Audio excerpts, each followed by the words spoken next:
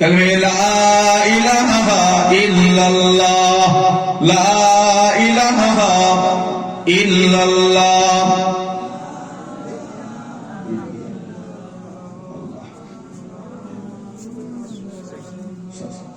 কলেমা সঙ্গের সাথী, কলেমা গোরের বাতি, পরকালেমা দিবারাতি, কলেমা বিনে নেই গো গতি। লা ইলাহা ইল্লাল্লাহ, লা ইলাহা ইল্লাল্লাহ, মুহাম্মাদুর রাসূলুল্লাহ। লা ইলাহা ইল্লাল্লাহ,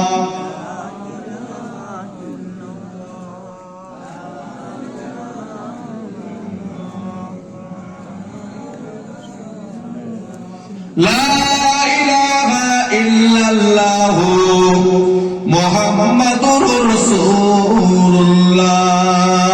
আল্লাহুম্মা সাল্লি আলা মাওলানা মুহাম্মাদ ওয়া আলা আলি সাইয়্যিদিনা। قال الله تعالى في كلام المجيد والفرقان الحميد قل إن الموت الذي تفرون منه فإنه ملاقكم ثم تردون إلى عالم الغيب والشهادة فينبئكم بما كنتم تعملون. وقال الله تعالى أيضا في كتابه يا أيها الذين آمنوا ادخلوا في السلم كافة ولا تتبعوا خطوات الشيطان إنه لكم عدو مبين. وقال الله تعالى في آية أخرى ولسوف يؤتيك ربك فترضى.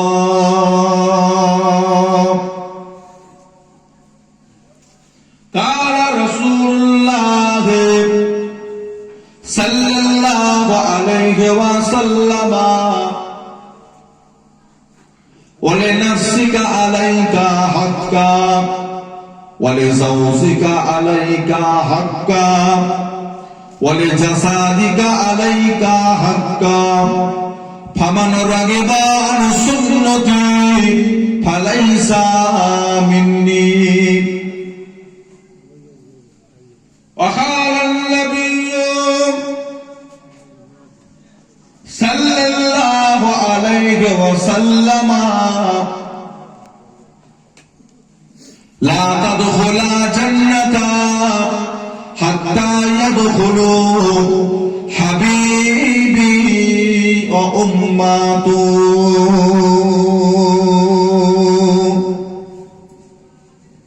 प्यारे हाज़रीन मजलिस, আমার দিনদার ইমানদার নেককার আল্লাহ ওয়ালা বাবাজিরা,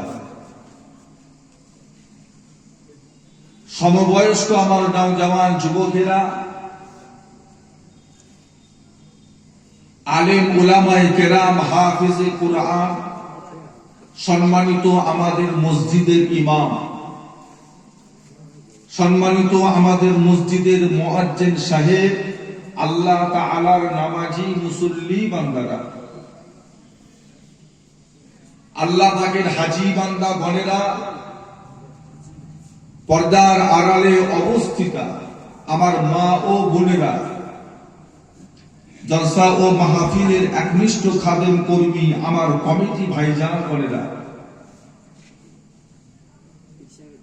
আল্লাহ পাকের দরবারে লাখো কোটি শুকরিয়া যে আল্লাহ পাক আপনাকে আমাকে এক জায়গায় বসিয়ে একত্রিত করে আল্লাহ রাসূলের দুটো কথা শুনবার মতন তৌফিক এনায়েত করেছেন। তাই আমরা সকলে মিলে আমাদের আল্লাহর শুকরিয়া আদায় করি। সকলে বলুন আলহামদুলিল্লাহ। এই সময়টিতে আল্লাহ পাক কিছু মানুষকে রোগ দিয়ে, বিমার দিয়ে, নার্সিংহোমে, হসপিটালে, বাড়িতে আল্লাহ শুইয়ে রেখেছেন।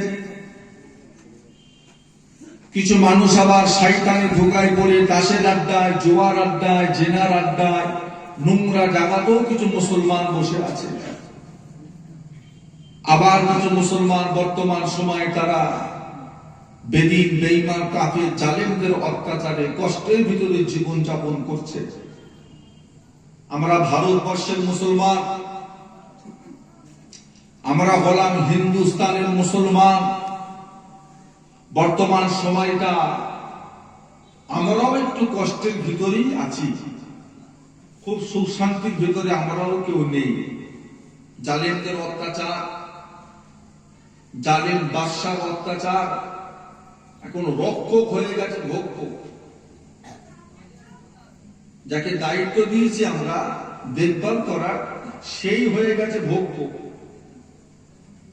আমাদের মাদ্রাসা, আমাদের মসজিদ, আমাদের কবরস্থান, আমাদের ঈদগাহ, এই সমস্ত ওয়াকফ সম্পত্তিগুলো যাদের রক্ষা করার দায়িত্ব ছিল তারা হয়ে গেছে খাচ্ছে। দিয়ে দাও। এই ভারতের বুকে গির্জা বলে একটা জিনিস আছে, মন্দির বলেও একটা জিনিস আছে, গুরুদুয়ারা বলে একটা জিনিস আছে। শুধু তো ভারতে আমরা মুসলমান বাস করছি তা তো নয়, এখানে শিখ আছে, বৌদ্ধ আছে, খ্রিস্টান আছে, হিন্দু আছে, আমরা মুসলমান আছি, আরো ছোট ছোট অনেক ধর্ম আছে। সবাই মোটামুটি সুখ শান্তিতে আছে। কারো জমি জায়গা, কারোর ইবাদতের জায়গা, উপাসনা করার জায়গা নেই, কারোর কোনো মাথা ব্যথা নেই। যত মাথা ব্যথা হয়ে দাঁড়িয়েছে মুসলমানদের সম্পর্ক। এতদিন আমাদের দেশে বর্তমানে যিনি সিএম আছে, মুখ্যমন্ত্রী আছে, সবাই একটা বেগে বেরিয়েছিল, ও বাবা, হ্যাঁ এও দেখি গলে গেছে, এও গলে গেছে। মাঝে মাঝে আমার দাদুজান ছোট হুজুর কেবলার কথাটা খুব মনে পড়ে। হুজুর কেবলা বলতেন, বাবা উজুরি কোনোদিন গোস্ত হয় না। উজুরি জানেন তো? উজুরি জানেন? জানেন না? গরুর নাড়ি ভুড়িকে আপনারা কি বলেন? ভুড়ি। ওই ভুড়ি কোনোদিন গোস্ত হয় না। যতই মশলা দেয়া আর যত সুন্দর করে প্রেসার কুকারে রান্না করে, ওটা কখনো গোশের মতো খেতে হবে কি? হ্যাঁ, ওই উজুরি কোনোদিন গোস্ত হয় না, আর কাফের কোনোদিন দোস্ত হয় না। কাফের কোনোদিন বন্ধু হবে না। যতই বলবো আমি তোর পাশে আছি, আমি তো সময় মতো দেখবে ঠিক লাঠি মেরে সরে চলে গেছে। তাই তো হলো। এটা একটা আমাদের ব্রেন ওয়াশ, এগুলোকে বলা হয় ব্রেন ওয়াশ করা। না আমি তো ওদের দিকে, ওদিকে সেটিং হয়ে গেল, আমি তো ওদের দিকে, আমি তো ওদের ঠিক সময় মতো দেখে যাবে। কি হলো? পারে নে। এবার আমরা বলছি আমাদের পিছনে, পারে নে, একা কি করবে, যাওয়া ছাড়া রাস্তা ছিল নি। কিন্তু না, ও আগে থেকে জানে আমিও যাবো। প্রথম চলে গেলে একটা কেমন খারাপ হয় জিনিসটা, একটু লেটে যাবো। এই যে এসআইআর হচ্ছে, এনআরসি করবে বলছে, সিএএ করবে বলছে, আমাদের ভারতবর্ষের সবচেয়ে বড় হাইকোর্টের জজ বলছে তোমরা একটা ডকুমেন্টস চাইছো, ও তো আমারও নেই। তোমরা যা চাইছো এই দিতে হবে ওই দিতে হবে, বলছে ওটা তো আমারও নেই, আমি দিতে পারবো। আমরা আসলে খুব খুশি, তার মানে রায় হবে না, আমরা খুব আনন্দ খুব খুশি। পরক্ষণে আবার দেখা গেল উনি রায় দিয়ে বসে আছে। এগুলো হলো বেড়ে নষ্ট। মানুষ যাতে এই সমস্ত জায়গার উপর আস্থা হারিয়ে না ফেলে, যাতে মনে করে সব আমাদের এরা কেউ নাই, এটা যাতে মনে না করে, এটা হলো তার বেড়ে একটা ওয়াশ করা। প্রথমে আমি মানবনি, রাজি হবনি, পরে তাকে করে আমিও রাজি হয়ে যাবো। প্রথমবারে হলে একটু অসুবিধা আছে। এগুলো আমরাও করি অনেক সময়, এই চালাকি আমরা করি না, আমরাও কঠিন অশান্তি। ব্যাঙ্গালোরে গেছি, মসজিদের মাইকে আজানি বন্ধ করে দিয়েছে, আজানি হবে না। সব ধর্মের সব জায়গায় মাইক চলছে, ঘন্টা চলছে, বাজনা চলছে, কিন্তু মুসলমানদের মসজিদে আজান দেওয়া যাবে না, মুখে আজান। একটা আজান দিতে কতক্ষণ সময় লাগে? 4-5 মিনিট। এটাও অসুবিধা, এটাও অসুবিধা।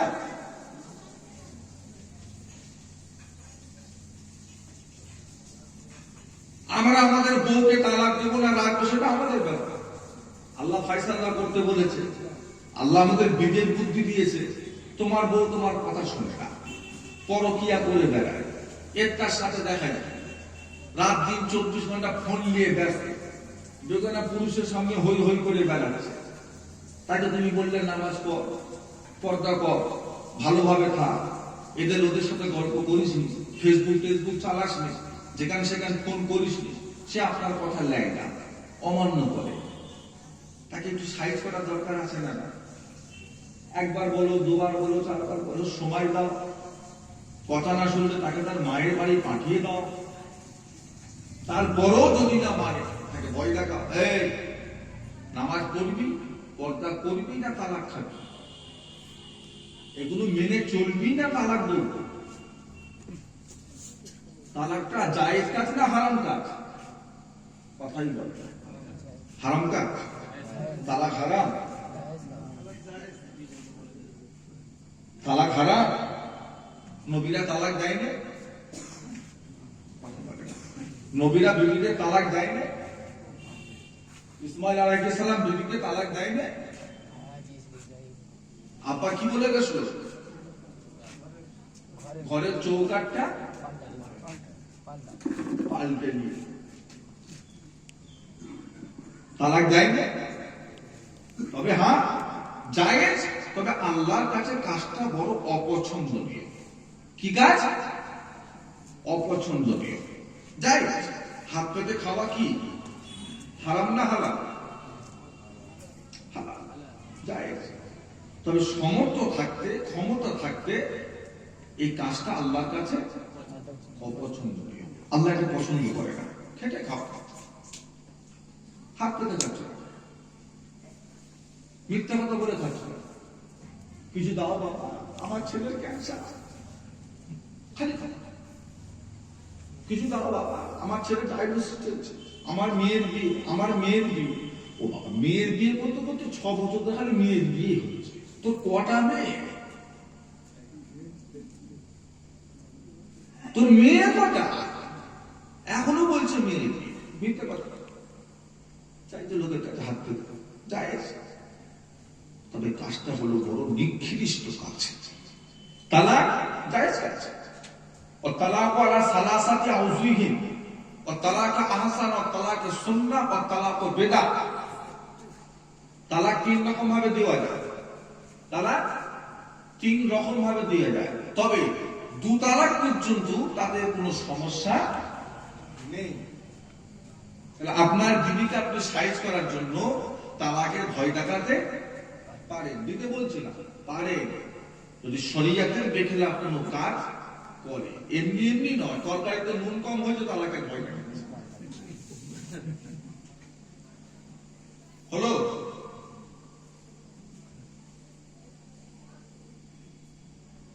বাপের বাড়ি থেকে 5,000 লিয়া, 10,000 লিয়া, 50,000 লিয়া, না তালাক দেবো। হলো কথাই বলে বিয়ে করছে 1 লাখ টাকা করে, হুজুর কি করবো, দেবো না দেবো? দেবে কি দেবে না তোমার না, আমার কথা জিজ্ঞাসা করলে ওই ছেলের সাথে বিয়েই দিই। যে ছেলে পঞ্চায়েতে সে ছেলের সাথে বিয়েই দেয়, বিয়েই দেয়। আর তোমার যদি এত টাকা দরকার হয়, এই 18 বাকি মোড়ে একটা চট নিয়ে বসো, একটা থালা নিয়ে বসে পড়ো, দেখো কত টাকা হবে। আপাতত হারাম তো খাওয়া হবে না। মেয়ের বাপের গলার পা তুলে দিয়ে চেয়ে মেঘে নিয়ে এসে যে তোমাকে জিনিসটা দেবে ওটা তো হারাম দেবে। তুমি যদি 18 বাকি মোড়ে তুলে যদি খাও, সেটা তো হারাম তো খাওয়া হবে। আর জম্মায় এই মন্ত্রের কাছে এসে বসবে, নামাজিরা কিছু কিছু দেবে। নামাজিরা জুম্মার দিনে কিন্তু দান করবে, কারণ জুম্মার দিনে দান করার ফজিলত আছে তো, বলবে কিছু কিছু দেবে। তোমার মোটরসাইকেল দরকার, কি দরকার, কিস্তিতে লাও, মোটামুটি মাসে মাসে টাকাটা পাবে, আদায় হবে, অসুবিধা নেই। অতই যদি তোমার মোটরসাইকেলের প্রয়োজন হয়, মেয়েকে ভয় দেখিয়ে বলছে তাদের থেকে লিয়া। আল্লাহ খায়ের করেন, আল্লাহদের হেফাজত করেন, বলুন আল্লাহুম্মা আমিন। কঠিন সমস্যা বাবাজিরা, জালেমদের অত্যাচারে পড়ে গেছে। এখন আমরা জালেমের অত্যাচারে পড়েছি। এইসব জমি জায়গা সম্পত্তি আমাদের অকাপ সম্পত্তি, এটা আমাদের সম্পত্তি, কারোর বাপের সম্পত্তি। আমাদের বাপ দাদুরা নিজেরা খেয়ে না খেয়ে এই জমি দান করেছে। বাবা মসজিদ কর, কেন কেন? আখিরাতের জন্য, কবরে একটু শান্তির জন্য, কি সাবিলিল্লাহ করে দিয়েছে। নাকি হক রেখেছে, দায়িত্ব রেখেছে, বলেছে এখানে তোরা মসজিদ কর, তবে মসজিদ করার লেগে মাসে মাসে 2000 টাকা আমাকে তোরা মাইনে দিবি, ফি দিবি বলেছে, ভাড়া দিবি বলেছে, ফি দিয়েছে। কত জমি জায়গা দিয়ে দিয়েছে ফি দিবি। এখন তার উপর হস্তক্ষেপ করছে, তার উপরে হস্তক্ষেপ করছে, লেবে আমাদের জমি জায়গা সব জায়গায় এসআইআর করছে, মুসলমান তাড়াবে। বুঝলে, একটার পর একটা অশান্তি। বেদিন বেঈমান কাফেরদের বক্তব্য কি? আরে ভাই, ওই যে মুসলমানদের কাছে, মুসলমানদের আল্লাহ বলেছে মূর্তি পূজা করা পাপ, তবে রেপ করাটা কোনো পাপ নয়। আল্লাহ নাকি আমাদেরকে বলেছে, আমরা জানলাম না, উনি জেনে গেছে। আল্লাহ আমাদেরকে বলেছে রেপ করাটা পাপ, এই মূর্তি পূজা করা গুনার কাজ, তবে ধর্ষণ করা নাকি কোনো গুনার কাজ না। আল্লাহ নাকি আমাদেরকে নাকি বলেছে, ও বলছে, শোনেন না আপনারা? চিন্তা করে কত বড় কাফের।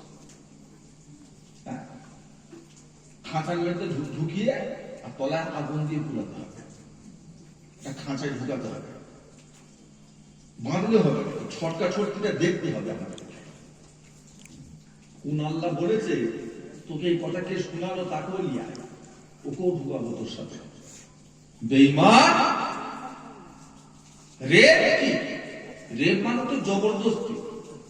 রেপ মানে কি? জবরদস্তি। ব্যভিচার, ব্যভিচার মানে হলো যেটা জবরদস্তি না, ছেলে মেয়ে সহমত একসাথে মিলে তারাও যদি কোনো নোংরা কাজ করে, ইসলামে তার শাস্তি আছে না? না। কোমর পর্যন্ত মাটিতে পুঁতে পাথর মেরে মেরে জানে মেরে। রেপ করা তো দূর কি বাত, যেটা তোমার দেশ জায়েজ করে দিয়েছে, ভারত জায়েজ করেছে। তোমার বউ যদি পালায় অন্য ছেলের সাথে, খবর যদি পেয়ে দাও, ওই মেয়ে যদি আসতে না চায়, তাকে তুমি জবরদস্তি নিয়ে আসতে। দেশের আইন এটা, তো দেশের আইন, আমাদের দেশের আইন।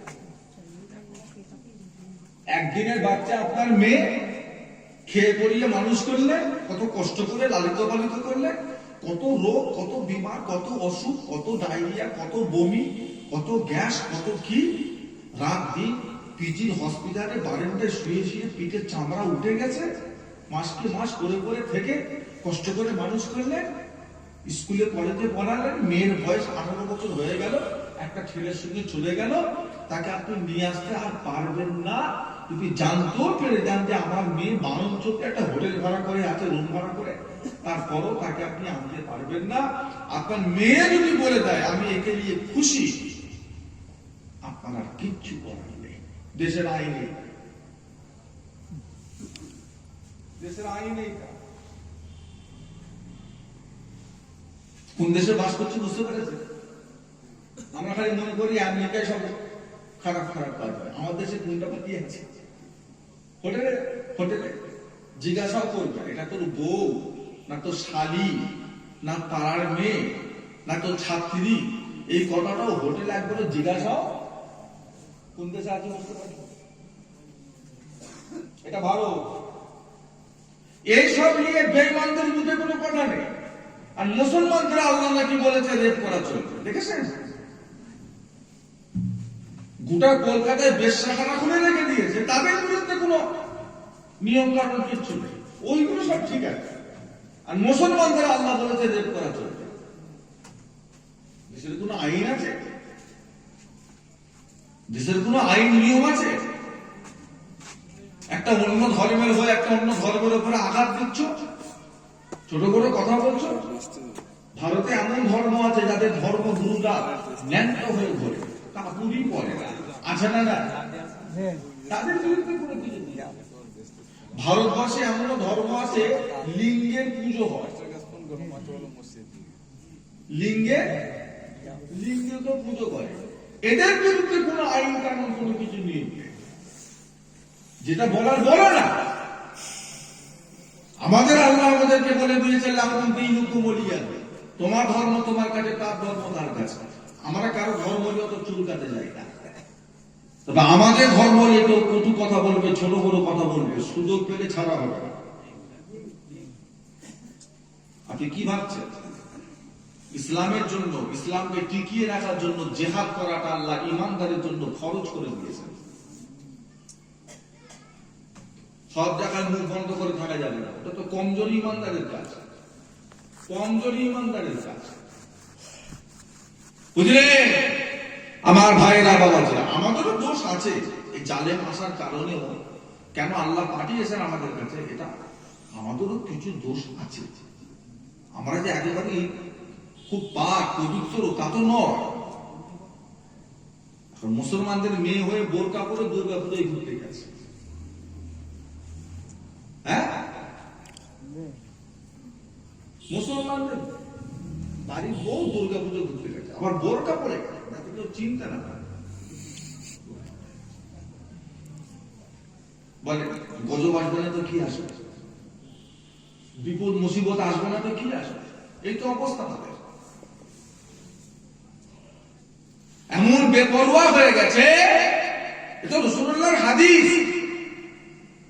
আল্লাহ রাসূল বলেছে মুসলমান যখন আল্লাহ ভোলা হয়ে যাবে, দ্বীন ভোলা হয়ে যাবে, ইসলাম ভোলা হয়ে যাবে, আল্লাহ সেই মুসলমানদের উপরে জালেম বাদশা পাঠিয়ে আল্লাহ শাসন করাবে।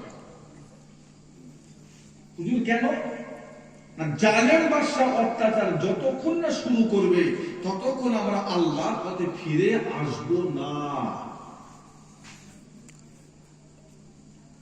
জালেম যদি অত্যাচার না করে আমরা আস্তে আস্তে আরো নোংরা কাজে নেমে যাব। আর যেই জালেম অত্যাচার করবে চাপে পড়েছে বিদায় গাছে উঠে বসে গেছে, এই বছর ঘুষ ফিরে গেছে, জালেম তার অত্যাচারে বছর ঘুষ ফিরে গেছে। ওদের কাজইও ধর্ম নিয়ে হই হই করে, ওরা করবে। দেখছেন না এখন রাজনীতি হচ্ছে মন্দির আর মসজিদ দিয়ে, কাজ কিছু হচ্ছে না। মুসলমানরা লাখনৌতে একটা মিলাদুন নবীর মাহফিল করেছিল, সেই মাহফিলের পাশে লিখেছিল আইলা মুহাম্মদ সাল্লাল্লাহু আলাইহি ওয়াসাল্লাম। সেখানে থেকে পুলিশ হস্তক্ষেপ করবে, এমন কিছুই না। আমাদের নবীর নাম আমরা লিখেছি, তোমাদের কত নাম কত জায়গায় লিখে রাখো, আমাদের ফিরেও টাকা। যেটা লিখে রেখেছিল ওটা স্কুলে নয়, কলেজে নয়, কোন সরকারি প্রতিষ্ঠানে নয় যে আপনি সেখানে মানা করবেন। যদি একটা সরকারি প্রতিষ্ঠান হতো মানা করার অধিকার ছিল না, ছিল 100 বছর না না, কোন সরকারি প্রতিষ্ঠান মাহফিল। তাতে কি হলো? তামাম পৃথিবীতে, তামাম ভারতে চতুর্দিকে আইলা মোহাম্মদ, আইলা মোহাম্মদ, আইলা মোহাম্মদ ছড়িয়ে গেল। আমাদের মাথা গরম হয়ে গেল, ও বাবা, আবার নতুন করে এখন দেখছি ওরাও লেখা শুরু করেছে আইলাম মহাদেব, আইলাম মহাদেব, আইলাম মহাদেব। মানে কেউ উস্কে দিয়েছে ওদেরকে, তোরা অনেক তোরাও লেখ। কি লিখবো? আইনা মহাদেব লেখ লেখ লেখ। এত লিখতে পারেনি, এত টাকা কোথা পায়? লিখেছে, বুঝতে পারেন না? ওদের এলাকার যে দেখবে ওরা লিখে লিখে ঝুলিয়ে ঝুলিয়ে, মানে দূর থেকে দেখলে আপনি একটু ভয় খাবেন যে মোহাম্মদ লিখে আছে নাকি মহাদেব লিখে আছে। মানে এমন ভাবে নকলটা করেছে, এমন ভাবে নকলটা করেছে, দূর থেকে দেখলে আপনি নিজে ঘাবড়ে যাবেন যে কি লিখা রয়েছে এটা। হয়ে গেল, রাজনীতি হয়ে গেল, কাজ নেই। আপনি যদি এটা মনে করেন হিন্দুরা খুব সুখ শান্তিতে বসবাস করছে, এইটা যে খবর দেয় ওরাও কষ্ট দিত, কিন্তু ওই একটা ধর্মের সুরসুরি, ধর্মের সুরসুরি চলছে। আল্লাহ আমাদেরকে হেফাজত করে, আমরা সিধে হয়ে যাই, আমরা ভালো হয়ে যাই। এসব বেঈমানকে ঠান্ডা করতে আল্লাহ সময় লাগবে না। কত বড় বড় ঠান্ডা হয়ে গেল, এ তো সামান্য ব্যাপার, এ তো সামান্য ব্যাপার। নমরুদকে আল্লাহ ঠান্ডা করে দিলেন, ফেরাউনকে আল্লাহ ঠান্ডা করে দিলেন, সাদ্দাতকে আল্লাহ ঠান্ডা করে দিলেন, হামানকে আল্লাহ ঠান্ডা করে দিলেন, কারুনকে আল্লাহ ঠান্ডা করে দিলেন, আবু জেহেলকে আল্লাহ ঠান্ডা করে দিলেন। এ তো 2 পয়সার ব্যাপার, সময় লাগবে না। আর যদি আপনি নিজে ভালো না হয়ে আল্লাহ মোদীর মওত দাও, আল্লাহ অমিত শাহর মওত দাও, আল্লাহ নামটা, কি হবে? মরে কি হবে? মরবে, একটা মরবে 10টা তৈরি হবে, লাভ কি হবে? একটা মরবে 10টা তৈরি হবে। আর যদি আমরা যদি সিধা হয়ে যাই, আমাদের হেফাজতের দায়িত্ব কে নেবে? আল্লাহ নিয়ে নেবে, কোনো চিন্তা নেই। আমাদেরকে ভালো হতে হবে, এতটা বেপরোয়া আমাদের হওয়া যাবে না। আল্লাহ কাফেরদের উপর আশা করে না, আল্লাহ বেঈমানদের উপর আশা করে না, আল্লাহ মুনাফিকদের উপর আল্লাহ আশা করে না, আল্লাহ ঈমানদারের উপর আশা করে না, করে না। আল্লাহ আমাদের উপর তো আশা করে, তোরা ঠিক হবে, মরবেন না, কবর হবে না, পরিবার পরিজন, টাকা পয়সা, ধন দৌলত, মা বাপ, ছেলে পুলে, আত্মীয় স্বজন, বন্ধু বান্ধব সব ছেড়ে ছেড়ে দিয়ে যেতে হবে না? হবে না। একটা কবর হবে না, ওই কবরে আপনার আমার লাশটা পচবে না, পোকামাকড় খাবে না, সাপ বিচে ঢুকবে না। কি বলছে? 7 দিন পার হতে না হতে পেট ফেটে পায়খানা রাস্তা দিয়ে পোকা ঢুকবে, খেতে খেতে খেতে খেতে চোখ দিয়ে, নাক দিয়ে, কান দিয়ে, মুখ দিয়ে বেরোবে, হবে না? নাকি সবাই মরে যাবে, আপনি সবসময় বেঁচে থাকবেন? আমাদেরকে এত বেপরোয়া হলে আমাদের বুঝতে হবে আমাদের আখিরাত আছে। যদি মানে, আর যদি নাস্তিক হয়, আল্লাহকেই মানে না, তাহলে আপনার কিচ্ছু নেই, সবই করতে পারেন। মানুষকে মারতেও পারেন, ধরতেও পারেন, মিথ্যা কথা বলতেও পারেন, ওজনে কম দিতেই পারেন, জমি জায়গার হক মারতেই পারেন, এতিমের হক মারতেই পারেন, জেনা ব্যবচারী করতেই পারেন, সবই পারেন আপনি। আর যদি বলেন না, এই পৃথিবীর সৃষ্টিকর্তা একজন আছে, এই বিশ্বাস যদি আপনার অন্তরে থাকে, আপনাকে খুব ভেবেচিন্তে চলাফেরা করতে হবে, এমনি এমনি নয়। যদি বলেন না কেউ নেই, আল্লাহ বলে কেউ নেই, দেখ সব এমনি এমনি বলছে, হুজুর সব এমনি, একটা ভুল খুঁজে পাবো। সব যদি এমনি এমনি হলো, একটা ভুল খুঁজে দেখিয়ে দাও, এটা ভুল, এটা ভুল, এইটা করা ঠিক হয়নি। নিজের চেহারার মধ্যে একটা ভুল করো, নিজের চেহারাটার ভিতরে একটা ভুল করছো, যে হুজুর নাকটা এখানে ঠিক মানাচ্ছে না, নাকটা ঠিক ঘাড়ের কাছে হলে ভালো হতো, হুজুর চোখ দুটো কিন্তু ঠিক হলো না, কোথা হলে না বগলের তলায় হলে সুবিধা হতো, চাপা দিয়ে রাখতো, রাস্তা দিয়ে হাঁটতো, এইরকম করে হাঁটতো, সব ভালো হতো। পেটটা ঠিক এই জায়গায়, মুখটা, এই মুখটা যদি পেটের কাছে হতো, এত চিপিয়ে চিপিয়ে ঢোকাবার দরকার ছিল না, ডালটা হাঁ করে এখানে সব ঢুকে যদি ঝামেলা মিটে যেত। বলে এইভাবে ভুল খুঁজে বার করেন না, দেখি কটা পারে। তার মানে খাবার সামনে নিলে, খাবেন বলে সামনে নিলে, হাতে বুকমাটা নিয়ে প্রথমে নাককে শুকাচ্ছে, ভালো না পচা শুকতে হবে না, পিছনে নাকে শুকায়। এবার বগল উঁচু করে দেখাচ্ছেন কি খাচ্ছে, ভাত না রুটি, দেখাতে হবে না, দেখাতে। তারপরে দিলে সহজ হতো না খেতে, একটু হাসো দেন। আল্লাহ যদি তেল মোবিল ডিজেল যদি মাটির তলায় না দিয়ে যদি আসমানে পানির মতো পড়তো কত ভালো হতো। কেন তুলে তুলে রেখে দিত, মোটর সাইকেলে ঢালছে না চালাচ্ছে, এটা কেমন একটা ভুল মতো হলো না, মাটির তলায় দিয়ে কেন দিল ছেলের যুক্তি আছে। তোমার পাড়ায় আজকে যদি তেল মোবিল ডিজেল যদি সব পানি হয়ে পড়তো খুব খুশি, হ্যাঁ, আর পাশের পাড়ার লোক যদি একটা ডিশ লাইন মেরে চলে যেত কি হতো? মানে আল্লাহ সিস্টেমটা ভুল করেছে, ভুল হলো না, কি ভুল? বুঝলেন, কদু গাছ, কদু কদু কদু জানেন তো, লাউ লাউ, জানে জোরই নেই, চাল দিয়ে কাঠি দিয়ে বাঁশ দিয়ে উঁচু করে ধরতে হয় তবে একটা গাছ হয়, তাতে আল্লাহ দিয়েছে এত বড় বড় ফসল। আর অত বড় বট গাছ, তার ফল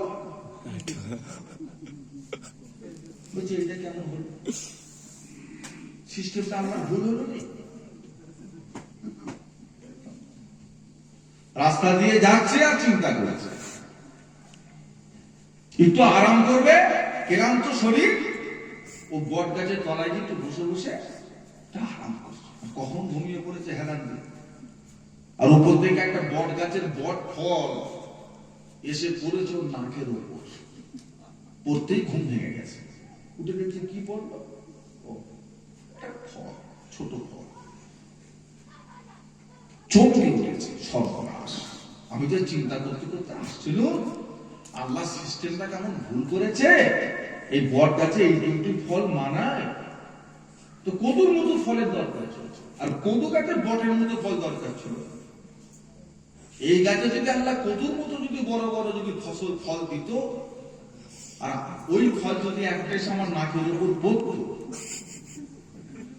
আমার নাক সমেত মুখে থুবড়াই পরিবর্তন হয়ে যেত। তখন বলছে আল্লাহ তুমি যেটা করে ভালো জন্য করো, তোমার সৃষ্টি ঠিক আছে, আমার চিন্তা ভাবনা ভুল। ও বাবাজিরা, সব যদি এমনি এমনি হলো, তাহলে একটা দুটো ভুল খুঁজে বার করে দেখো যে না এটা এমনি হওয়ার জন্য এটা ভুল হয়েছে, বলো সেটা কি হয়েছে, পারবেন? পারবো না। তাহলে সৃষ্টি করতে একজন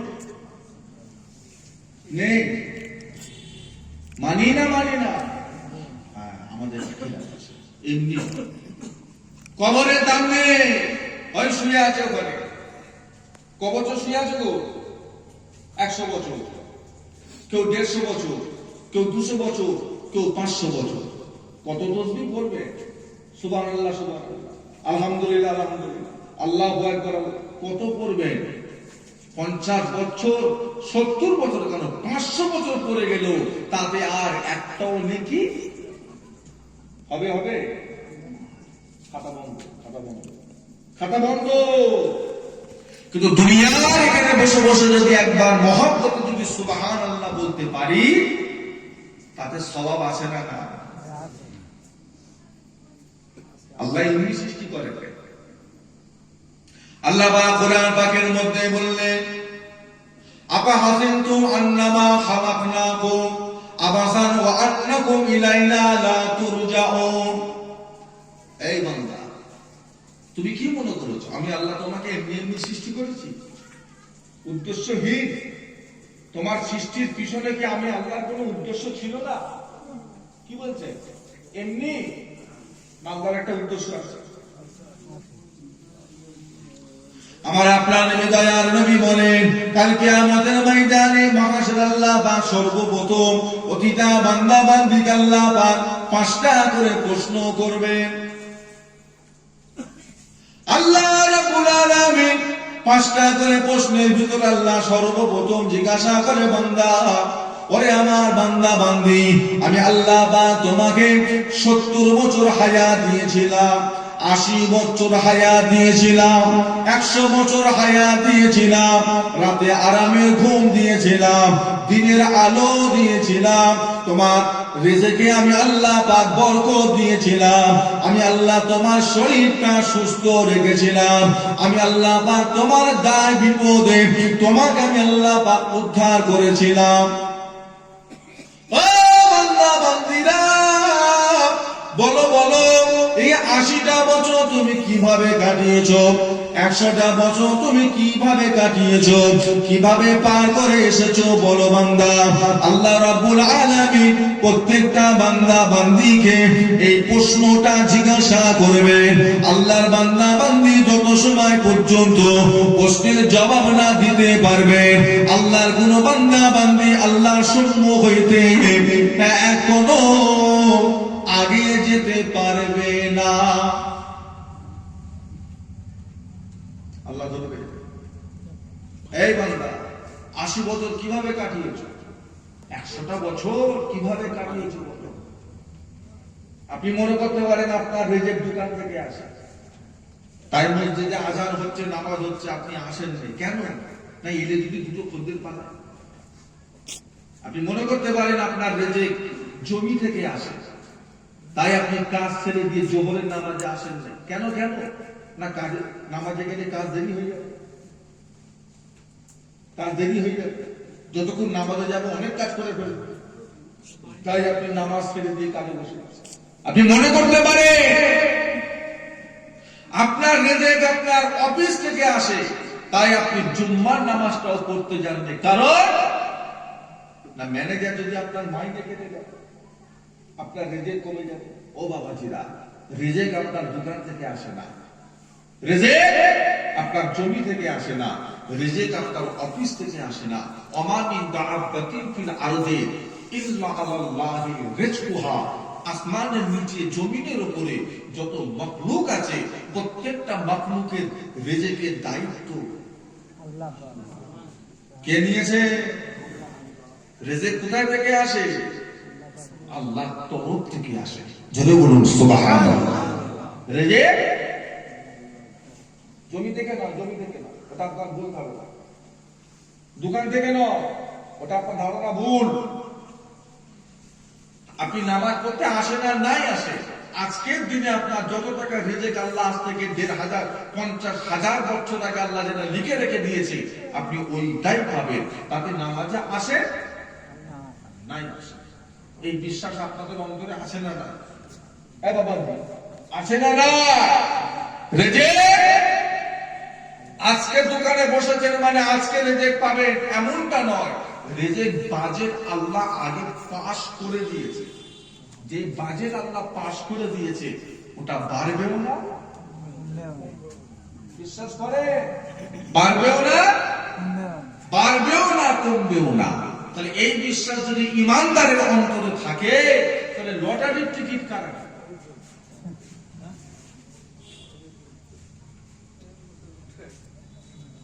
রিজিক বাড়বেও না, কমবেও না, আল্লাহ এটা লিখে রেখে দিন। লটারির টিকিট কারা কাটবে? আপনাদের কষ্ট হচ্ছে, কষ্ট পাচ্ছে, কারা কাটে? মুসলমানরা তো কাটে। আগে যারা আল্লাহকে মানে ওরা লটারি কাটে,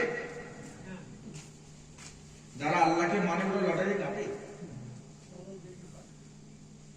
যারা আল্লাহকে মানে তারা সুদের ব্যবসা করে। হ্যাঁ, যারা আল্লাহকে মানে ওরা জুয়া টুয়া খেলে।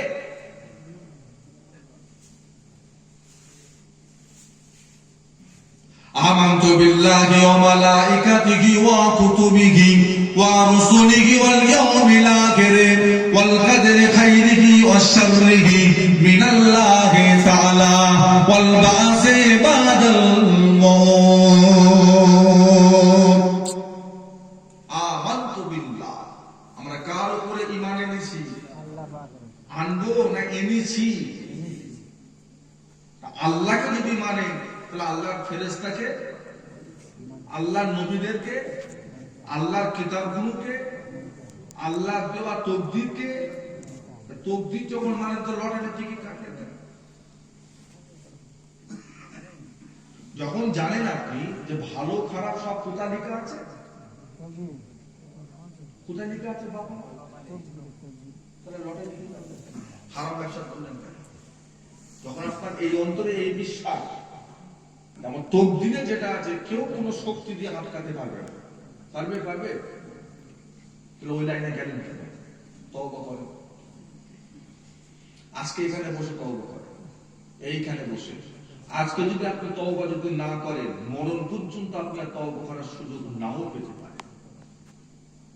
কারণ সকাল হবেই, সেটা যে আপনি নিজের চোখে দেখবেন তার কোনো গ্যারান্টি। আজকে যদি আপনি তওবা যদি না করেন, আত্মসন্তোষ মাহফিলে বসে, কালকে কোথায় তওবা করবেন? চায়ের দোকানে বসে, ক্লাব ঘরে একটু হাহু দেন না, মাথায় বসে গল্প করতে করতে তওবা করবেন। আজকে যদি তওবা না করেন, আপনি হয়তো আর মরণ পর্যন্ত তওবা করার সুযোগ নাও পেতে পারে। আল্লাহ যা করেছি মাফ করে দাও। তাতে কি হবে? আল্লাহ রাসূল বলেছেন, বান্দা যখন গুনাহ থেকে তওবা করে, বান্দাকে আল্লাহ পাক এতটাই গুনাহগুলোকে মুছে দেন, মনে হয় যেন বাচ্চারা একটা নিষ্পাপ বাচ্চার মতো হয়ে যায়। সুবহানাল্লাহ। আমার আল্লাহ আমাদের লেগে তওবার দরজা খোলা রেখেছে না বন্ধ করে দিয়েছে? খোলা রেখেছে। খোলা আছে না বা? হ্যাঁ, তওবা করে। আল্লাহ যা করেছি আল্লাহ আজকে থেকে আমার গুনাহগুলোকে মাফ করে দাও। কি হবে? যত গুনাহ আছে সেই গুনাহটাকে আল্লাহ নেকি দিয়ে আল্লাহ বদলে দেবে। জোরে বলুন সুবহানাল্লাহ। বুঝলে? আল্লাহ রাব্বুল আলামিন প্রত্যেকটা বান্দাকে দ্বিতীয়বার আবার প্রশ্ন করবে। ও ভাইজানেরা, আল্লাহ রাসূল বলেন, বান্দাকে আবার জিজ্ঞাসা করা হবে, বান্দা তোমার বাচ্চা বেলার হিসাব ছেড়ে দাও, তোমার বয়স্ক বেলার হিসাব ছেড়ে দাও। বান্দা, আমি আল্লাহ পাক তোমায় একটা সময় দিয়েছিলাম, যে সময়টা হলো জওয়ানি কাল, তোমার যুবক যুবতী কাল। ওই যুবকালটা তুমি কিভাবে কাটিয়েছো? ওই যুবকালটা তুমি কিভাবে পার করেছো? বান্দা, কোন কাজে লাগিয়েছো? বান্দা, কিভাবে শেষ করেছো? বান্দা, আমি আল্লাহ পাক আমাকে হিসাব দাও। আল্লাহ রাসূল বলেন, এই হিসাবটা আমি আপনি যত সময় না দিতে পারবো, তত সময় পর্যন্ত আমি আপনি আল্লাহ পাকের সম্মুখ হইতে এক কদম আগে যেতে পারবো না।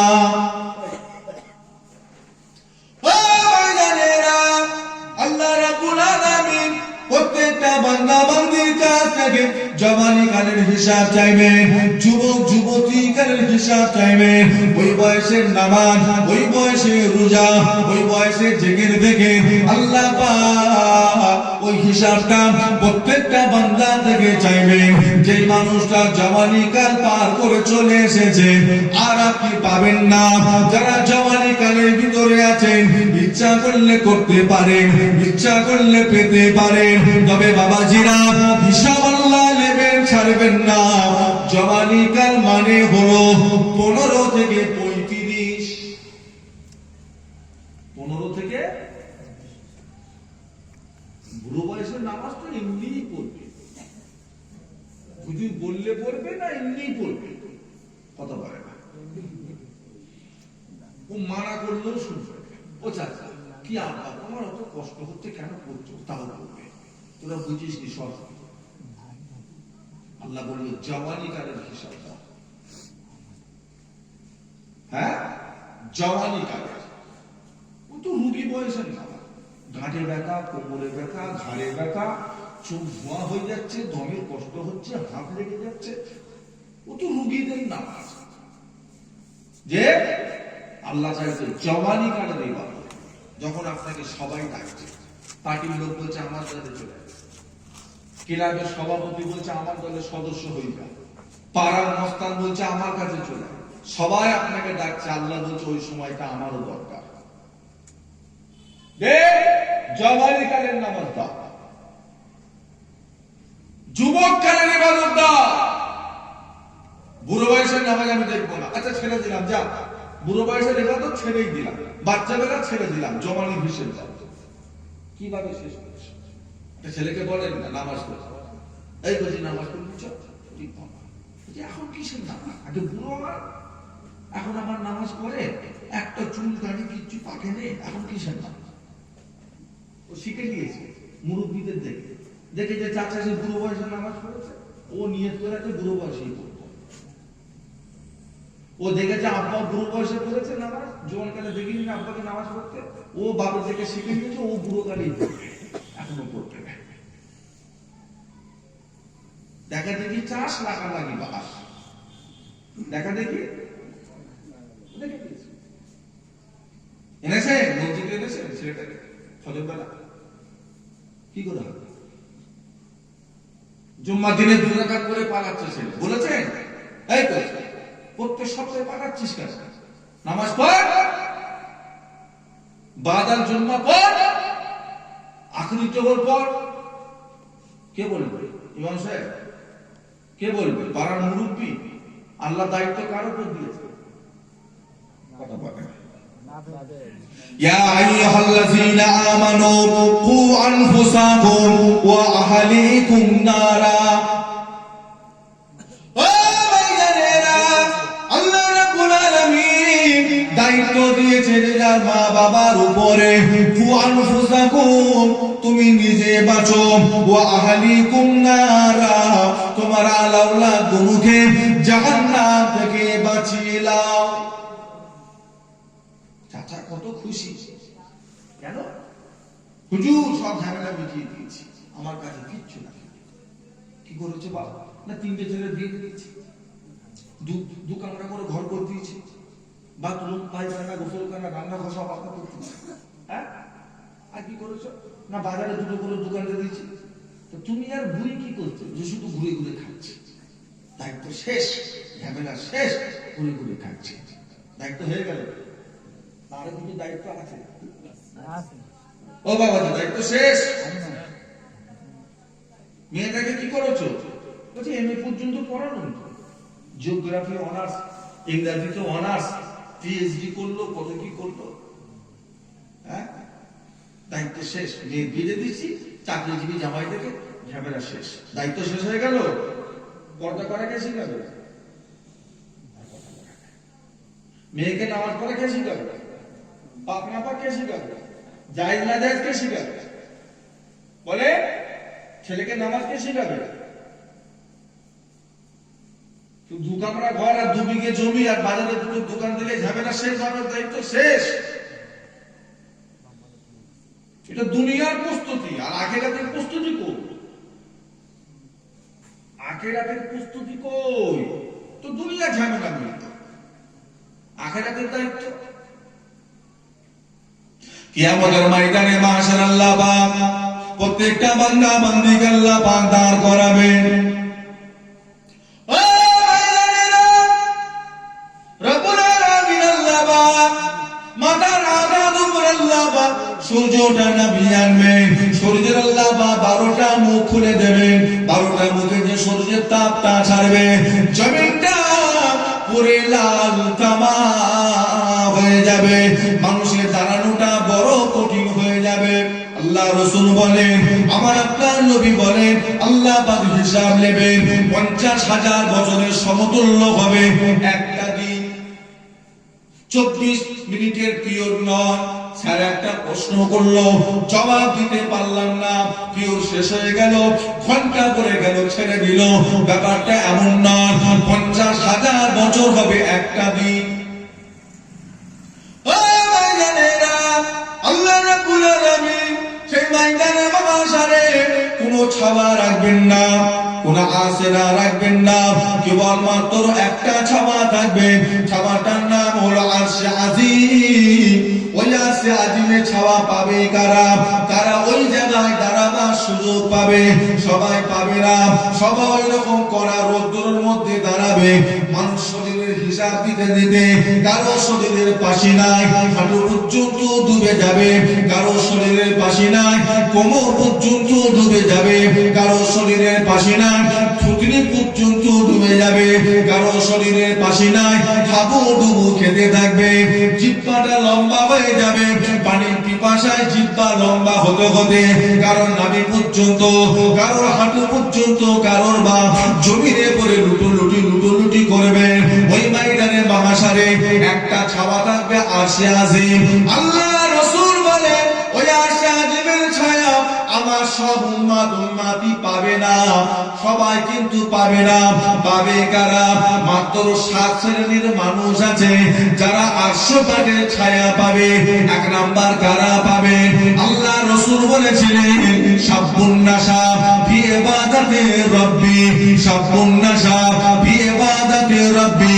জওয়ানি ওয়াক্তের নামাজ, জওয়ানি ওয়াক্তের রোজা, জওয়ানি ওয়াক্তের জিকির ফিকির, জওয়ানি ওয়াক্তের ইবাদত, কাল কিয়ামতের ময়দানে মাহশারে 800 পাকের ছায়া নসিব হয়ে যাবে। জোরে বলুন, জোরে বলুন। বুড়ো বয়সের নামাজে নয়,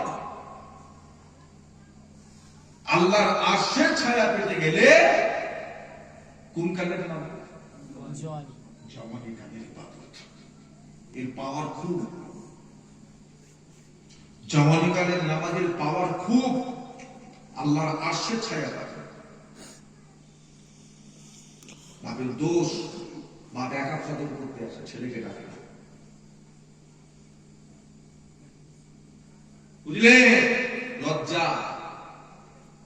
হ্যাঁ, জুম্মার দিনে বাপ এমন সময় মসজিদে আসে তখন খুতবা শেষ, ইমাম সাহেব তাকবীরে দেরিয়েছে, কেউ তখন আবার মুসল্লি দেখে মসজিদে ঢুকছে। আবার এমন মুসল্লি আছে জুম্মার দিনে ইমামের 1 রাকাত হয়ে গেছে। ছেলে কি শিখবে? ছেলে কি শিখবে? মসজিদে আজান হচ্ছে, তুমি ঘরে বসে বসে ফোন দেখছো, সিনেমা দেখছো, নাটক দেখছো,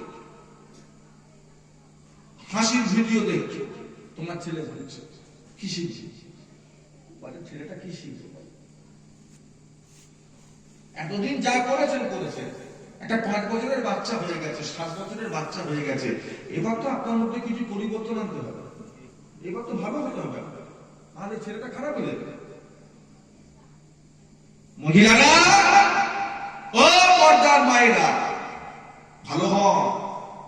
আপনার মেয়েটা করছে, 9-এ করছে, সামনের বছর মাধ্যমিক দেবে, সামনের বছরে মাধ্যমিক দেবে। এখনো যদি আপনি আসল বাদ যদি ঘর থেকে বাইরে বেরিয়ে গ্রামের চাঙ্গাদের সাথে যদি হই হই করেন, গল্প গুজব করেন, ঠেলাঠেলি করেন, গায়ে হাত দিয়ে করেন, আপনার 14 বছর 15 বছরের মেয়েটা আপনার থেকে কি শিখবে? কি শিখবে? পাড়ার ফুলচাচি পর্দা করে বসে আছে, আপনার মেয়ে কি তার থেকে পর্দা শিখবে?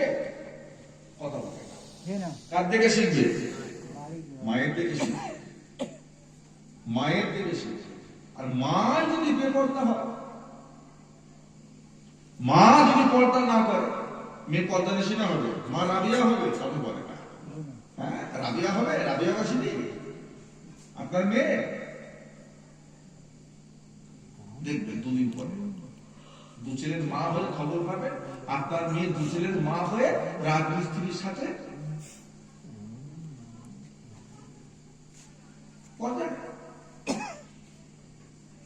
ভাই, ভাইয়ের মতো ভাই, আপনি ভাই মনে করেন, আপনি মহিলা ছেলেটাকে ভাই মনে করেন, ওই ছেলেটাকে আপনাকে বোন মনে করে? কথা বলি, বোন মনে করে? পর্দা করছেন না, মুখ ঢাকা দিচ্ছেন না, মুখ খুলে মাথা খুলে পেট খুলে যদি হই হই করে ঘুরে ফিরে যদি বেড়া, শয়তানদের নজর পড়বে না পড়বে? আর মা যদি এইভাবে ঘরে, মেয়ে খুব ক্লাস করছে, আমার মেয়ে প্রত্যেক দিন স্কুলে যায়, খুব পড়াশোনা করে, খুব পড়াশোনা, ব্যাগটা খুলে দেখবে, ব্যাগটা খুলে দেখবে, ওই স্কুলে যায়, স্কুলের ইউনিফর্ম পরে, গ্রিন জামা সাদা পায়জামা পরে স্কুলে যায়। আর ওর ব্যাগের মধ্যে দেখবে ঘরের একটা অন্য সালোয়ার কামিজ ভাঁজ করে ব্যাগের ভিতরে ঢুকানো। স্কুলে গিয়ে একটা করে ক্লাস করে, 2 তলার উপর থেকে জানলা দিয়ে বইটা ফেলে দেয়, বাইরে এসে হ্যাঁ একটা ঝোপঝাড়ে গিয়ে ড্রেসটা চেঞ্জ করে ব্যাগ রেখে দিয়ে গোটা দুনিয়া ঘুরছে বিকেল 4টে পর্যন্ত। তারপরে আবার ঘরে আসার সময় স্কুলের ড্রেস পরে এই ড্রেসটা ভাঁজ করে ব্যাগে ঢুকিয়ে দিয়ে ঘরে চলে আসছে। কথা বুঝতে পারছেন? আমার মেয়ে খুব পড়ছে, আপনার মেয়ে পড়ার মেয়ে নয়। আপনার মেয়ে তুলসী পাতা ধোয়া এটা মনে করবেন না। আপনার থেকে যা ব্যবহারও শিখেছে, যা দেখেছে, ওর বাপ বাজারে যেত আর আপনি 10টা ছেলে নিয়ে হই হই করতেন, ওটা শিখে নিয়েছে। মোটামুটি আপনার লাইনে ও হাঁটবে, এটা মনে করবেন না যে একদম পাক্কা আল্লাহওয়ালা তৈরি হবে, অত সহজ না। মা পর্দা করে, নামাজি করে, রোজা রেখে, ইবাদত করে, তাহাজ্জুদ গুজারি মেয়ে নষ্ট হয়ে যাচ্ছে। কথা বলবেন। আর তুমি তো তুমি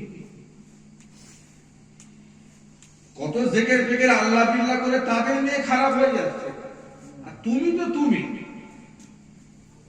লজ্জা করে। হায়া হায়া হায়া, আল্লাহ রাসূল বলেছেন আল হায়া ও শাতরুল ঈমান, লজ্জাটা হলো ঈমানের একটা অঙ্গ, ঈমানের একটা সাথী। নিজের মধ্যে লজ্জা আনে। মেয়ে বড় হয়ে গেছে, ছেলে বড় হয়ে গেছে, বাজারে গল্প হয়, আপনার নাম দিয়ে বাজারে খারাপ ছেলেরা গল্প করে, আপনার ছেলের কানে এসে পড়ে যে ওই ছেলেগুলো আমার মাকে নিয়ে গল্প করছে। লজ্জা আনে। আপনার ছেলে আপনাকে মা বলে ডাকতে ঘৃণা করে, আপনার মেয়ে জানে আমার মা বেপর্দা, তার লজ্জা লাগে, তারপরও আপনাকে মা বলে ডাকে, ও কিচ্ছু করার নেই। ও জানে গ্রামের দুটো শয়তানদের সাথে আপনার বন্ধুত্ব আছে, নোংরা সম্পর্ক রয়েছে, আপনার মেয়ে জানে, তারপরও আপনাকে মা বলে ডাকতে লজ্জা লাগলেও সে বলে, কিচ্ছু করার নেই। ভালো হয়, নেক হয়, আল্লাহওয়ালা হয়। আল্লাহ রাসূল আমার আপনার নবী দয়ার নবী বলেন, জওয়ানি কালের ইবাদতে আল্লাহ পাকের আরশ পাকের ছায়া পাওয়া যাবে। ও ভাইজানেরা, আল্লাহ রাসূল বলে ইমামুন আদিলুন, দ্বিতীয় কারা আরশ পাকের ছায়া পাবে। কাদের কথা বললেন? আল্লাহ নবী বললেন ইমামুন আদিলুন, ন্যায় বিচারক যারা হবে, ন্যায় ইমাম যারা হবে, ন্যায় শাসক যারা হবে, ওই ইমানদার শাসকটা, ইমানদার বিচারকটা যদি আল্লাহকে হাজির নাজির জেনে সত্য বিচার করে, অন্যায়ভাবে কারোর উপরে জুলুম যদি না করে, অত্যাচার যদি না করে, সত্যিকারের যে অপরাধী তাকে অপরাধী বলে সাব্যস্ত করেছে, যার কোনো দোষ নেই, তার উপর কোনো জবরদস্তি করে না, তাকে জুলুম করে না, সত্য হক বিচার করেছে, আল্লাহ রাসূল বলেন ওই সমস্ত নেতাগুলোকে, ওই সমস্ত ইমামগুলোকে, ওই সমস্ত শাসকগুলোকে আল্লাহ কাল কিয়ামতের ময়দানে মাহশারে আরশ পাকের ছায়া নসিব করে দেবে। জোরে বলুন না। ন্যায় ইমাম যারা হবে, পার্টির মেম্বার হয়েছে, প্রধান হয়েছে, দায়িত্ব পেয়েছে, অপব্যবহার করবেন না। এটা আমার পার্টির ছেলে, হাজার দোষ করলেও এর কোনো দোষ নেই, ওটা অন্য পার্টির ছেলে, মিথ্যে মিথ্যে করে কেস দিয়ে জেল খাটাচ্ছ, হাজত করাচ্ছ, কষ্ট দেওয়াচ্ছ, তোমার নসিবে জীবনে আরশ পাকের ছায়া দেখবে না। ওই কঠিন রোদের তাপে ঘামতে ঘামতে পানির পিপাসায় তোমার জিভ হাঁটু পর্যন্ত ঝুলে যাবে, আর শরীরের ঘামে ঘেমে ঘেমে ঘেমে ঘেমে থুতনি পর্যন্ত তোমার ঘাম, শরীরের ঘামে তুমি ভিজে যাবে। ন্যায় বিচার করবে। হুজুর পাচ্ছি না, দায়িত্ব ছেড়ে দেন। যারা দায়িত্ব নিতে পারে তাদেরকে দিয়ে দেন। ভাই আমার পক্ষে আমি সঠিক বিচার করতে পারছি না, দলের চাপ আছে, আমার উপর দায়িত্ব দৃষ্টি অন্য কারণে। বড় লোকের বেলায় এক বিচার, গরিবের বেলায় আর এক বিচার। ৫,০০০ টাকা দিয়ে দিল, বিচার পুরো ঘুরে গেল। খুব সাবধান, এই অন্যায়টা করবেন না। মাদ্রাসা দায়িত্ব নিয়েছেন, মসজিদের দায়িত্ব নিয়েছেন, সঠিকভাবে আদায় করবেন। মুফতি আব্দুল মেজো হুজুর কেবলা বলতেন, বাবা বর্তমানে যা অবস্থা, মাদ্রাসার কমিটি, মসজিদের কমিটি, এদের আর অন্য কোনো গুনাহ না করলেও চলবে, এই মাদ্রাসায় ওকে টেনে জাহান্নামে নিয়ে যাবে, এই মসজিদই টেনে ওকে জাহান্নামে নিয়ে যাবে। যা দায়িত্ব পালন হচ্ছে, মাদ্রাসার দায়িত্ব, মসজিদের দায়িত্ব যা করছে কমিটিরা, একটা একটা মাদ্রাসায় জাকাত আসে, একটা মাদ্রাসায় ফিতরা আসে, একটা মাদ্রাসায় কুরবানির চামড়ার টাকা আসে, একটা মাদ্রাসায় কাফারা আসে, একটা মাদ্রাসায় সদকা আসে, একটা মাদ্রাসায় জাকাত আসে, আবার কোরআন শরীফ কিনারও কিছু টাকা মাদ্রাসায়। সব টাকা এক জায়গায় কাজে লাগানো যাবে? করকম দান মাদ্রাসায় আসে জানে? জাকাত আসে, ফিতরা আসছে, সদকা আসছে, কাফারা আসছে, চামড়ার টাকা আসছে, হ্যাঁ, আবার কোরআন শরীফ কিনারও। আপনি জানেন কোন টাকাটা কোথায় লাগায়? মাদ্রাসায় জাকাত তো নিচ্ছেন হু করে, ওই জাকাতের টাকায় মাদ্রাসায় কি কি করা যাবে আপনি জানেন? মাদ্রাসায় সদকা তো নিলেন, সদকা, ওই সদকার টাকাতে কি কি করা যাবে জানেন? একটা গ্রামের মানুষ 3 বছর নামাজ কাজা করেছে, তারপরে মারা গেছে, ছেলেরা হিসাব করে দেখলো 3 বছরের নামাজের কাফারা কত হচ্ছে, এত টাকা। উনি সব পারবো না, এত টাকা দিতে পারবো না, যা 50,000 টাকা আপনাকে নিয়ে গেল, আমার আব্বা 3 বছর নামাজ কাজা করেছে, এত টাকা হয়েছে দিতে পারি না, এই 50,000 টাকা কিসের টাকা? না আমার আব্বার নামাজের কাফারা। ওই টাকাটা কিসে কিসে খরচা করা যাবে এই হিসেবে আপনার জানা আছে? জানে? মাথা দায়িত্ব নিয়েছেন না, আমার কথা বুঝতে পারেন না। যখন আপনার জানা নেই, বিষয়ের জ্ঞান নেই, তাহলে দায়িত্ব নিলেন কেন? ছেড়ে দেন। আর যদি উল্টো পাল্টা হয়, দিল জাকাত, তুমি দিচ্ছ জাকাতের টাকায় হুজুরের বেতন, দিল কাফারা, দিল সদকা, আর তুমি সেই সদকার টাকা নিয়ে করছো বাথরুমের প্লাস্টার, দিল কোরআন শরীফ কিনতে টাকা, সেই টাকাতে তুমি কিনছো চালের বস্তা। যদি এরকম উল্টো পাল্টা হয়, তাহলে জাহান্নাম যেতে আর অন্য কোনো গুনাহ করা লাগবে? লাগবে? দায়িত্ব ছেড়ে দেয়। আপনার জ্ঞানী এই বিষয়ে দায়িত্ব নিয়ে বসে আছে, সভাপতি সেক্রেটারি একদমই পদ নিয়ে বসে আছে না। গ্রামের মুরব্বী, তো মুরব্বীতে কি আছে? মুরব্বী মানে যে দায়িত্ব দিতে হবে তার তো কোনো মানে নেই, সাথে আছে থাক, যে জানে যে বোঝে তাকে দায়িত্ব দাও, যার অন্তরে আল্লাহর ভয় আছে। এখন আবার চলছে কমিশনে কারবার, কমিশনে কারবার। গাড়ি ঘুরছে, গাড়ি 20টা ছেলে করে 4টে গাড়ি ভুঁ ভুঁ করে ঘুরছে। মাদ্রাসার কি হচ্ছে জানেন?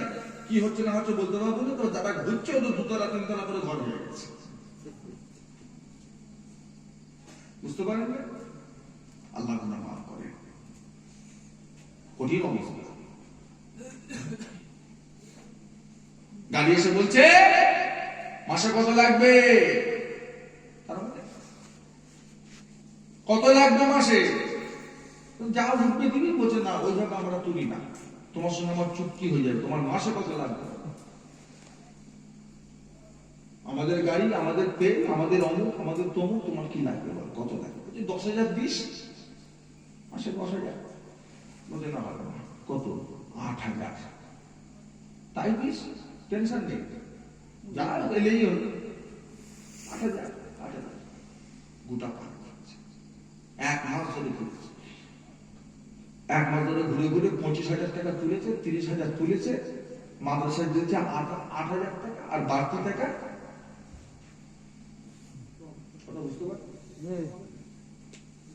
চুক্তি,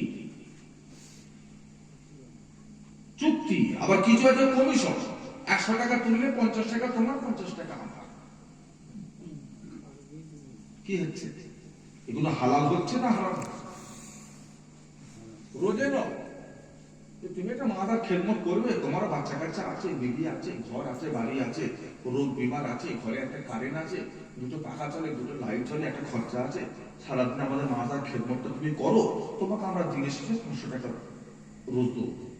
ও যাবে না, রোজে দেন যাবে না, ও গাড়ি নিয়ে বেশি চেঁচামেচি করবে। আর জানে যে তুললেও 500 টাকা, না তুললেও ও রাস্তা এখান থেকে কিছুটা গিয়ে সরবেরিয়াটা পার করে, কেউ আশপাশে চড়াবিদ্যা পার করে রাস্তার পাশে গাড়ি সাইড করে বসে বসে ফোন থাকবে, ও চাঁদা তুলবে না, চুপচাপ বসে।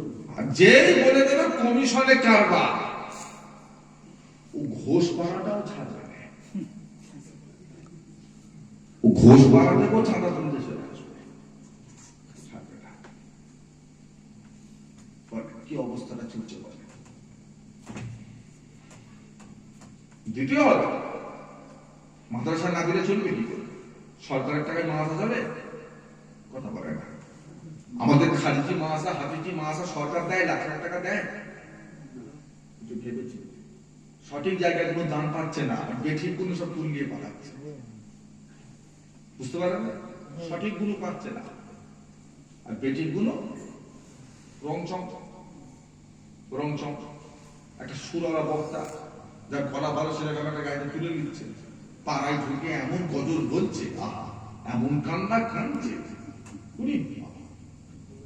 মেয়েরা নাকের কানের খুলে বলছে দিয়া, তো নাড়াটা যেমন করে জান্নাতে পাঠাতেই হবে। ও খুব গুণা করছে, লটারি খাচ্ছে, বিড়ি টিড়ি খেত। এই লোকটাই পারবে, কি কান্না কাঁদছে দেখে, যে তোর নানা থেকে দোয়া চাইতে বলে, এই কানেরটা দিয়া যা, খুলে পাঠিয়ে। আল্লাহ আমাদেরকে হেফাজত করে, বলুন আল্লাহুম্মা আমিন। ভেতরটা হয়ে গেছে নেকড়ে বাঘ, বাহ্যিকটা হয়ে গেছে একদম ফেরেশতা। কি সুন্দর দেখতে, কি চেহারা, কি গলা, কি অঙ্গ। যে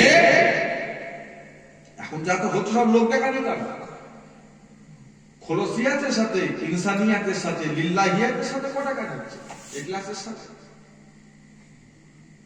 আল্লাহ নবী সাহাবী হযরত আবু সাঈদ খুদরি রাদিয়াল্লাহু তাআলা আনহু মদিনার মসজিদে নববী শরীফে সাহাবা হুজুরদেরকে সাথে করে নিয়ে দাজ্জাল সম্পর্কে আলোচনা করছিলেন। আল্লাহর নবীর কাছে যা শুনেছিলেন সেই সব নিয়ে আলোচনা করছিলেন। এমন সময় তেনাদের মাঝে আল্লাহ রাসূল এসে হাজির হয়ে গেলেন। ও বাবা সাহাবারা, তোমরা কি নিয়ে আলোচনা করছো? সাহাবা, ইয়া রাসূলুল্লাহ, ইয়া হাবিবাল্লাহ, আমরা দাজ্জাল নিয়ে আলোচনা করছি। আল্লাহর নবী বলে, বাবা, দাজ্জাল একটা মস্ত বড় বিপদ, দাজ্জাল একটা মস্ত বড় মহা বিপদ, মহা সমস্যা। আমার উম্মতদের জন্য দাজ্জাল একটা বড় বালা, বড় বিপদ। তবে বাবা, তোমরা কি জানতে চাও দাজ্জালের থেকে বড় মুসিবত আর কি আছে? সাহাবা, ইয়া রাসূলুল্লাহ, হাবিবাল্লাহ, দাজ্জালের থেকে বড় মুসিবত আবার কি হতে পারে? তার থেকে বড় বালা, বড় বিপদ আপনার উম্মতদের জন্য কি হতে পারে? আল্লাহ রাসূল বলে, বাবা সাহাবারা, দাজ্জালের থেকে বড় বিপদ হলো শিরক। শিরকে খাফি, অন্তরে অন্তরে শিরক করা, এটা হলো দাজ্জালের থেকে আরো বড় মুসিবত।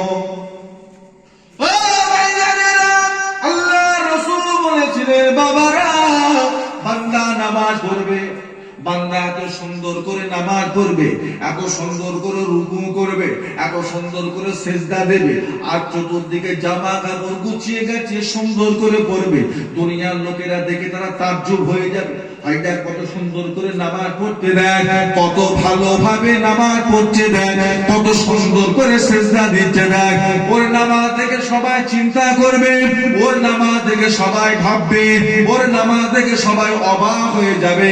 তবে যেই ব্যক্তিটা নামাজ পড়ছে তার মনটা কিন্তু আল্লাহর দিকে নয়, তার মনটা থাকবে দুনিয়ার মানুষের চোখের দিকে।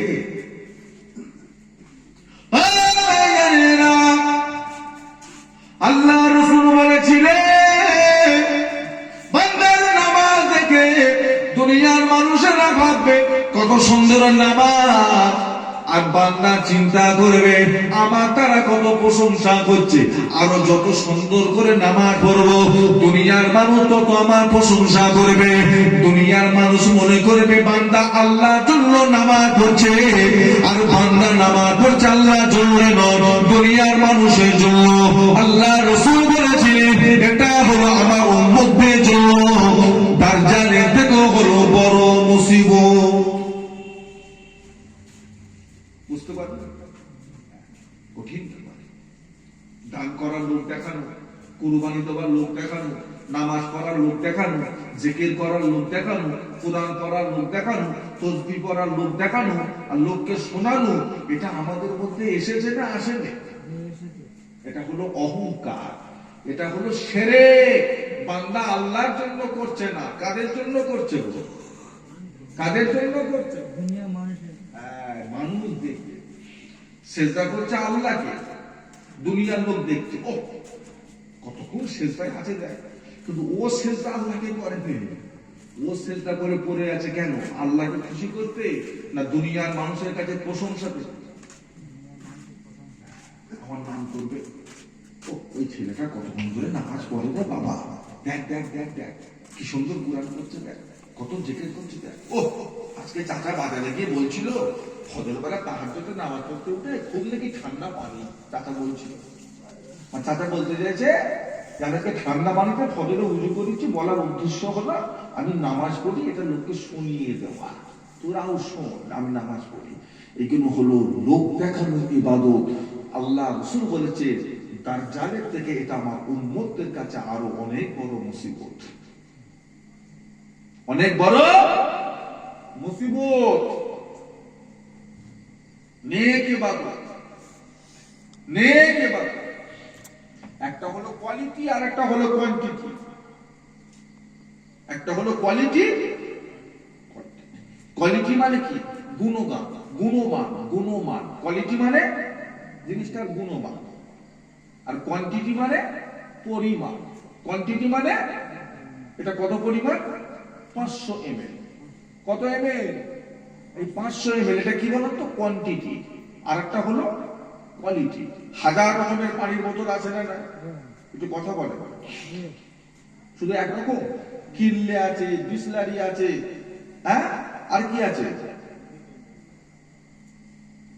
হাজার রকমের জীবন আছে, লাইফ আছে, দ্বীপ আছে, সবুজ আছে। এক এক কোম্পানি এক এক কোয়ান্টিটি সবার 500, কোয়ান্টিটি সবার, পাঁচশো কিন্তু কোয়ালিটি, বিভিন্ন রকম কোয়ালিটি বিভিন্ন রকম। হ্যাঁ, যদি 2 টাকাতে বেশি কিনেও খেতে হয়, আপনি পরিমাণ দেখবেন না গুণমান দেখবেন? আমার সাথে কথা বলেন না। যদি 2 টাকা বেশি দিয়েও কিনতে হয়, কোয়ালিটি দেখবেন না কোয়ান্টিটি দেখবেন? গুণমান দেখবেন না বেশি দেখবেন? অনুমান গুণমান। এই ওটার দাম কত? 11 টাকা, ওটার দাম 14 টাকা। কি কোম্পানি? কি না ওইটা? ওটা কি অ্যাকোয়াফিনা? ও তাহলে ওইটা দাও। ওইটা কি আরো ভালো? ওইটা দাও। 2 টাকা বেশি, তাহলে আমার আল্লাহ পাক বান্দার ইবাদতে কোয়ান্টিটি দেখবেন না কোয়ালিটি দেখবেন? অনুমান কোনটা দেখবেন? গুণ দেখবে আল্লাহ। কোনটা দেখবে গো? ইবাদত এত আছে ওইটা দেখবে, না ইবাদত অল্প করেছে তবে যতটুকু করেছে সলিড, কোনটা দেখবে গো? অন্তর দেখবো অন্তর। হ্যাঁ, আল্লাহ বান্দার ইবাদতের কোয়ান্টিটি দেখবেন না, আল্লাহ দেখবে বান্দার ইবাদতের কোয়ালিটি। তাতে আপনি তাহাজ্জুদ 2 রাকাত পড়েন, ধরে রাখেন, 8 টাকা পড়ার দরকার নেই, 2 রাকাত পড়েন, ধরে রাখেন। তবে যতটুকু পড়বেন ধৈর্যের সাথে, আরামের সাথে, ইখলাসের সাথে, ভালোভাবে নামাজ, ওই ইবাদতটা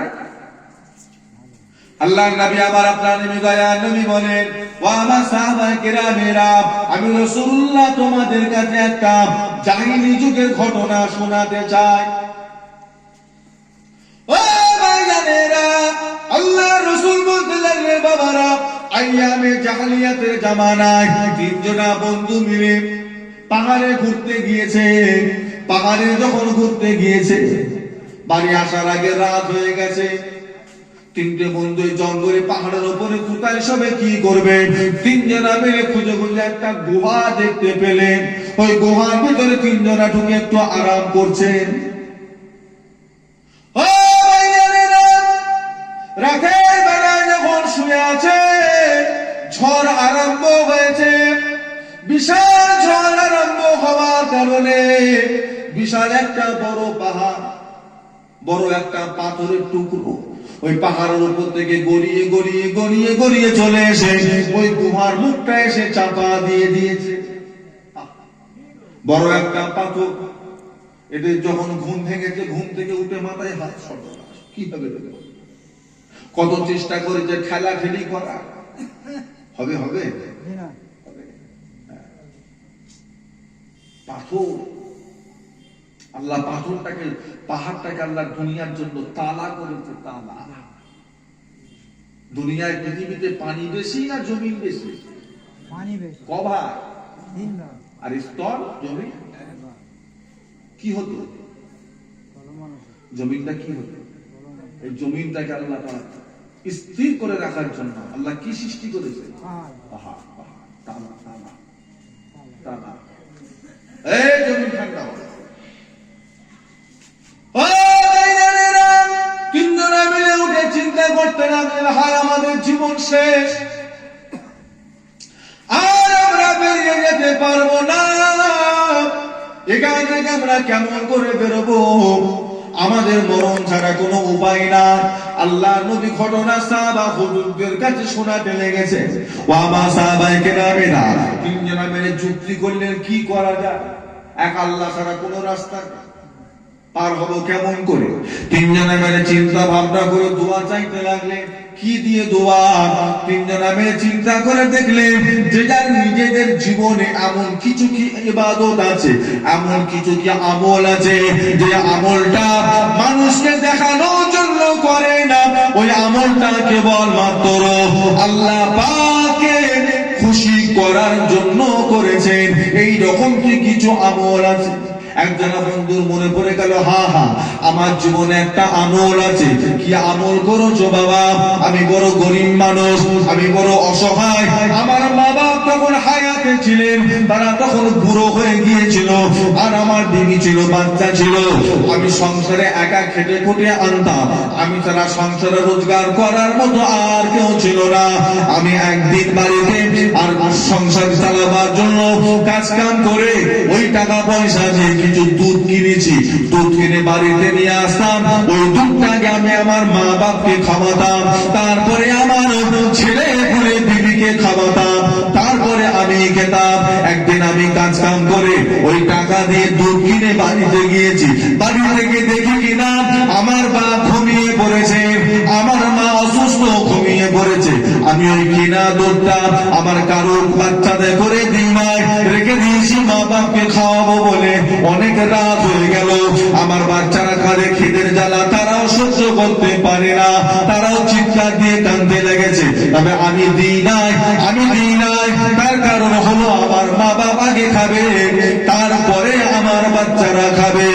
ও রব্বুল আলামিন, আল্লাহ পাক সেই দিনের আমলটা শুধুমাত্র আপনাকে খুশি করার জন্য করেছিলাম, দুনিয়ার কোন মানুষকে দেখানোর জন্য নয়।